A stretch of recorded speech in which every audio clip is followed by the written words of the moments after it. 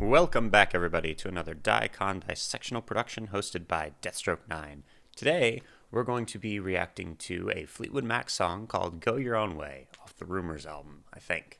So yeah, I'm excited because I've only heard one song off the Rumors album so far, and it's awesome. And I've heard a lot of people tell me, technically I should just do the whole Rumors album.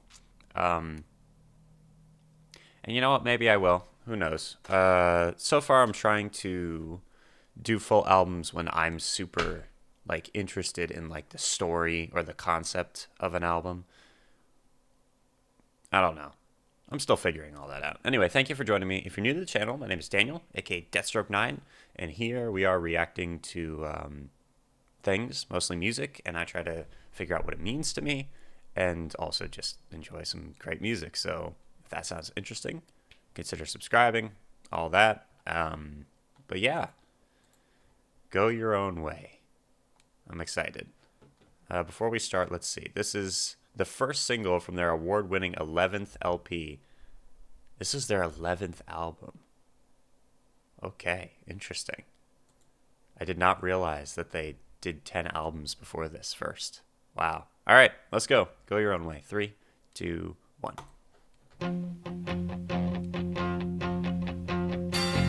Loving you isn't the right thing to do.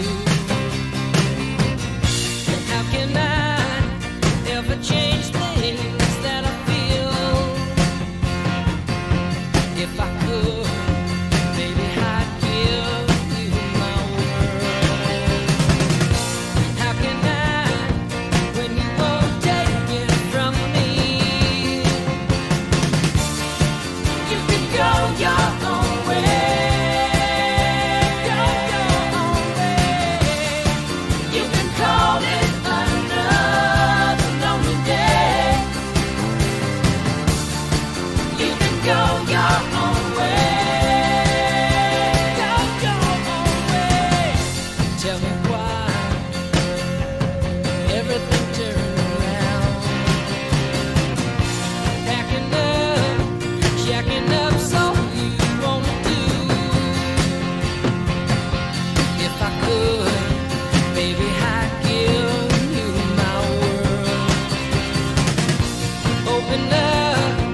Everything's waiting for you.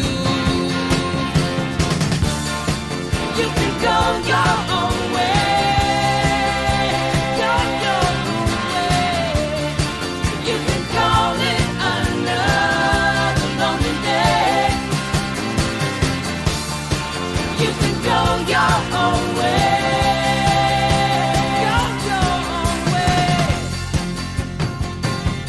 So don't want to pause it, bringing it back. All right. I love the bass line. It's awesome. The drumming is really cool too. And their vocal melodies together, the harmonies, love it. I will continue talking about the song after we finish. Let's keep going.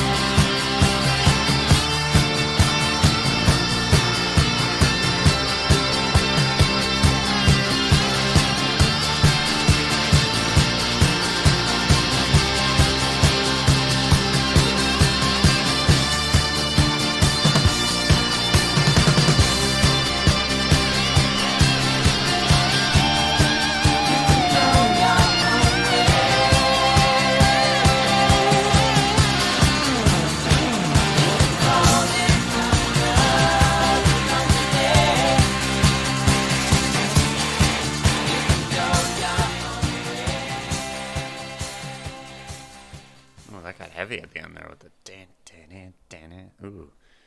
All right. That was fun. Okay.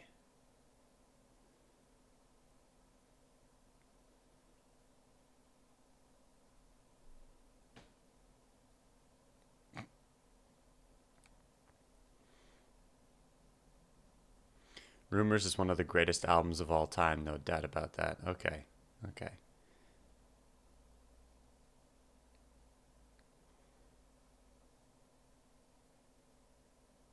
All right, yeah.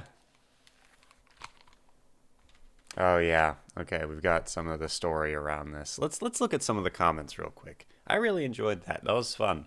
Um what made the song stand out for me was the powerful soloing like after the chorus each time, and it wasn't even until the end. Like at the end obviously it was an actual like solo, but other than before that it was just like playing a couple notes, but it was so like up front in the mix or whatever. It was so it was a searing guitar solo, and it added extra weight to the whole thing, and it felt like something cutting, something tearing apart. And since the song is a relationship song, I think that added a cool dimension to it. All right, let's take a look at the comments. First one is, suddenly your mom's music doesn't seem so bad. Okay.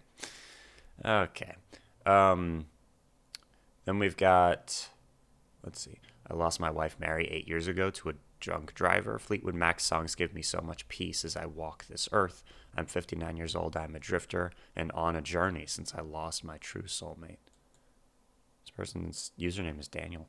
This person writes, at least TikTok hasn't touched this one. Oh, Michael Scott wrote that. Okay. It makes sense now. I don't know. I see a lot of people hating TikTok. I don't use it. A lot of the stuff on there I think is kind of stupid, but I kind of think that about most social media anyway. I've never used it mainly because of the allegations that were against it some time ago. It actually got banned in the U.S. I think for a little while. But if I'm not mistaken, there was a Fleetwood Mac song that was playing in the background of a TikTok video where a guy's just like, I don't remember if he was like skateboarding on a road, right? I think that was like the whole video. You might have, yeah, I think so. And because of this video, the Fleetwood Mac song he had playing in his TikTok video ended up going on the Billboard charts again. It ended up charting again, like decades after it came out, you know? So I'm not sure what people mean when they say something like this, you know? It brought a bunch of new listeners into the fold of keeping this music going, which I think is awesome, you know? Anyway, okay, enough with the tangent.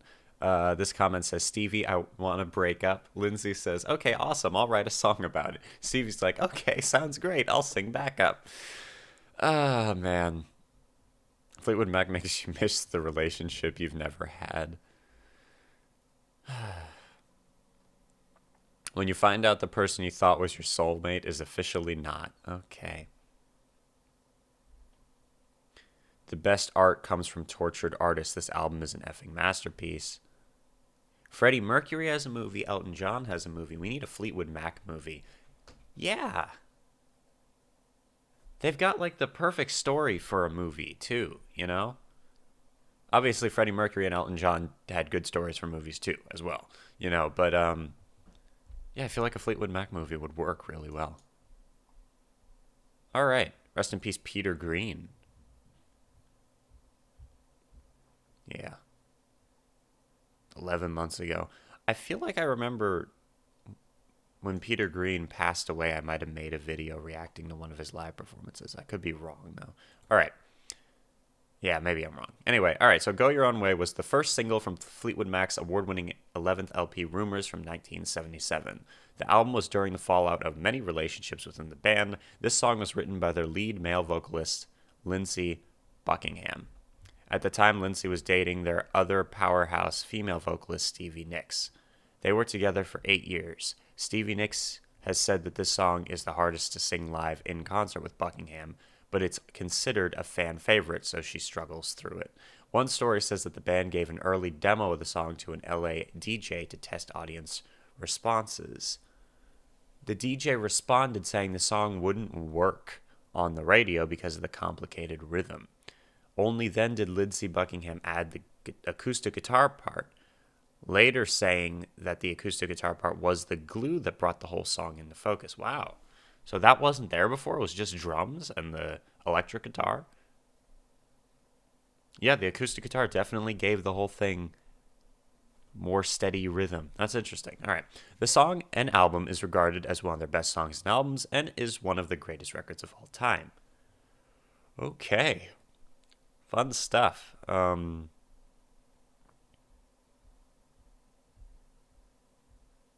Stevie Nicks did not leave the shacking up quip unanswered. I very much resented him telling the world that packing up, shacking up with different men was all I wanted to do.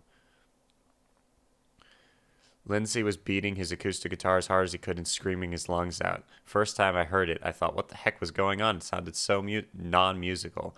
I didn't know if anything would come from it. As the months went on, we filled it out and it became a song. Lindsay figured out some fantastic guitar parts to lay down. In particular, he did an acoustic part on the one, a flourish overdub that really drove the rhythm. There's 2 guitar solos, the tag and the first one. For both, Lindsay didn't know what he wanted. The song had progressed from an acoustic piece into the searing electric rocker. I gave him 7 or 8 tracks, and he comped the solos. Composed, I guess. All right, they sounded seamless, as if they weren't totally composed. As if they were totally composed, but they weren't. Okay. Rolling Stone named this the #1 greatest Fleetwood Mac song. I think I like the other one I listened to a little bit more, but anyway. Saying that early in the recording process of what would come to be their album Rumors, they took some time off from touring and rented a house in Florida to work on new material. With the 2 relationships at the center of the band unraveling, it may not have been the best time for a family vacation.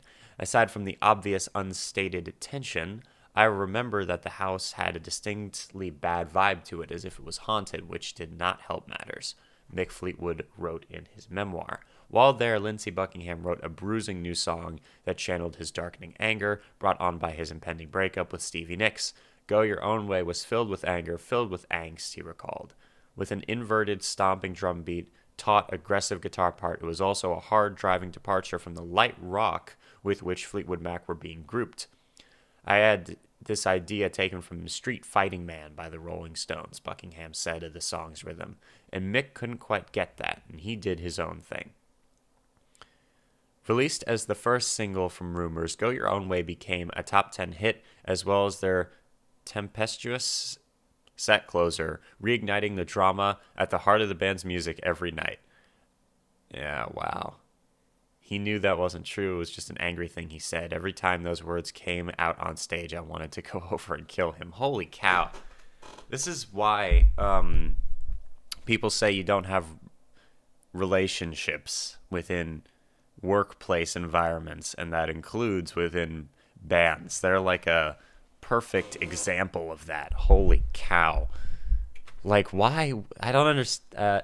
I don't know. I don't understand why you would want to make a song that you'd have to play over and over again. That, I don't know. Hey, you know what? I guess it takes courage to do that, you know? A lot of people will write about things with people that they don't have to, like, be there to say to them, you know?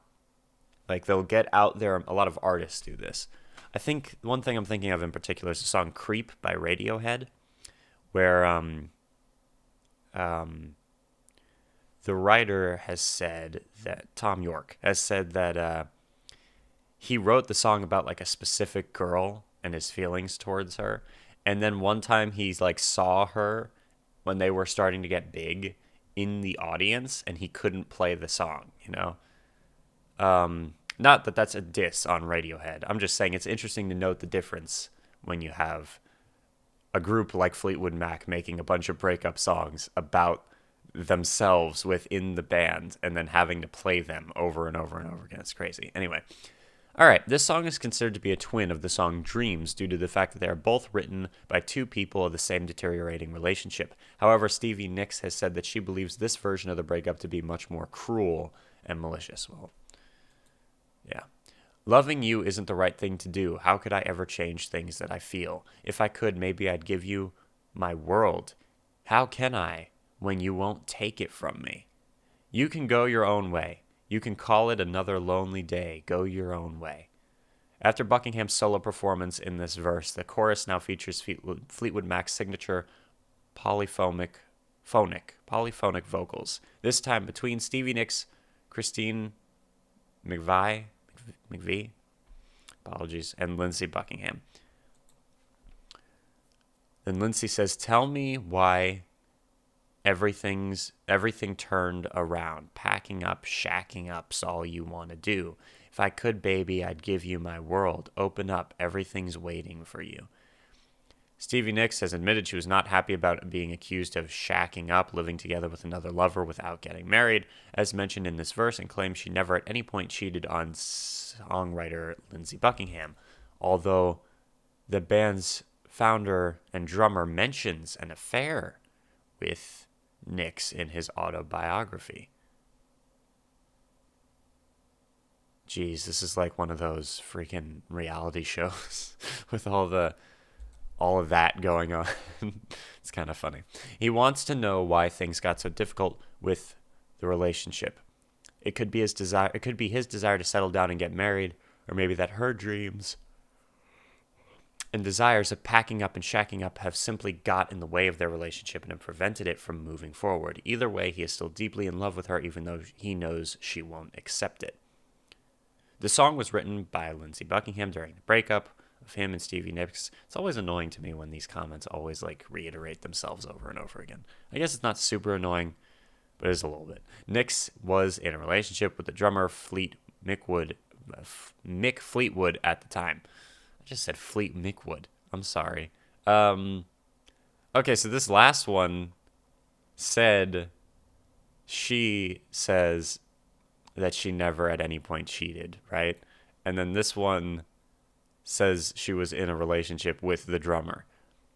Nicks has said that this verse hurt her the most because it was a stab at her shacking up with Mick Fleetwood. That's very interesting. And then this person says that she was in a relationship with Don Henley, whom she did move in with after her relationship with Buckingham disintegrated.